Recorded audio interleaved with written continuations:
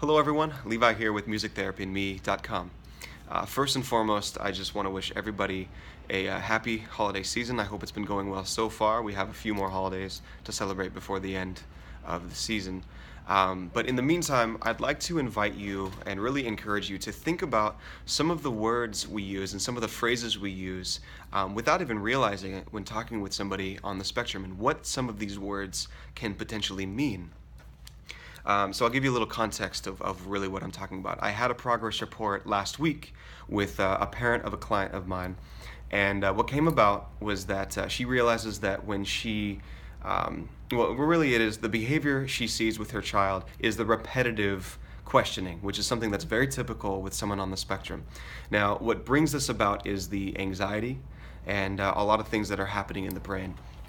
What she notices is that when he asks, they're most often closed-ended questions. So let's say, for example, can we go to the store? Now, when she says yes, of course, that's what he wants to hear. And so the questioning stops, the anxiety decreases, and eventually they go to the store. And if she says, if he asks when, she says 1 p.m., she better be ready at 1 p.m. because as we all know, they'll come back right at 1 p.m. to make sure. So that is one thing to keep in mind. But also when she says the word no, yes and no, they're both very solid and very definitive in their outcomes. So even if no is not necessarily what he wants to hear and he can become upset, it's still a solid answer and it still decreases that anxiety. Now, it's the term maybe that she's been using, that when she uses the word maybe, that's when the anxiety increases and that's when he starts to have this repetitive questioning loop. And so this is really what brought about this, the idea for this video. When we use the term maybe, I think that for those of us who, we're typically functioning, we understand the context of maybe. We understand what is meant, that when we say, hey, when he says, can we go to the store? Maybe, because maybe means, hey, if it rains, probably not. If traffic is bad, if really we're just not feeling it, we've been working a long day and we just don't feel like going to the store, all of this means maybe. So we had talked about what are some other ways we can go about the same topic and really how can we meet your child where they're at.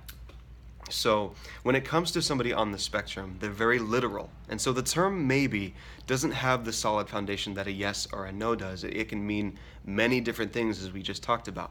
So think about it as like an algebraic equation that, this all comes back with the assumption that yes, you are going to go to the store or you are going to go wherever they want to go.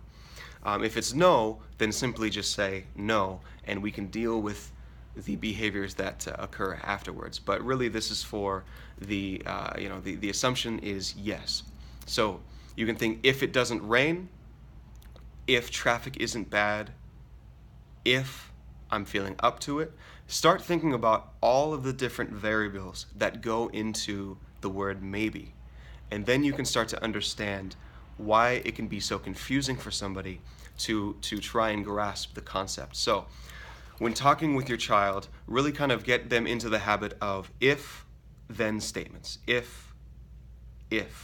So really think about it through their eyes. So really what it comes down to is we have to start looking at the world through their eyes before they can ever start seeing the world through our eyes.